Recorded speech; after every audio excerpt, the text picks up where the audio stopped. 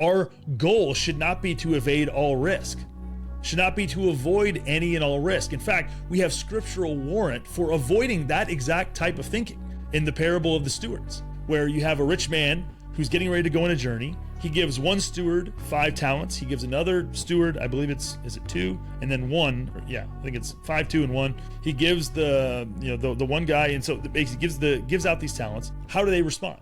The first 2, by the time he returns, they come to him and they say, hey, you gave us 5, we earned 5 more, we doubled your money, great.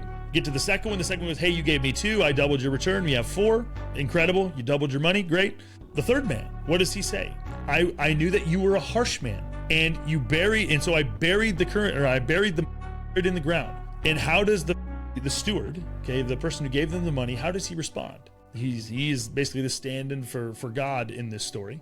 And so he basically says, you wicked servant, you tried to avoid risk. You buried it and didn't even double it. You didn't even get me any kind of return, even the type of return you could have got if you'd taken my money and put it in the bank and gotten interest from the bankers lending it out to other people.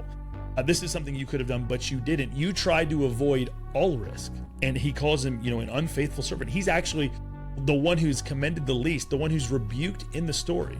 And yet this is the situation in which many of us intuitively find ourselves tempted to look to put ourselves in that situation of taking as little risk as possible. God calls us to take risk, entrusting the risk that we're taking, calculated risk, to him.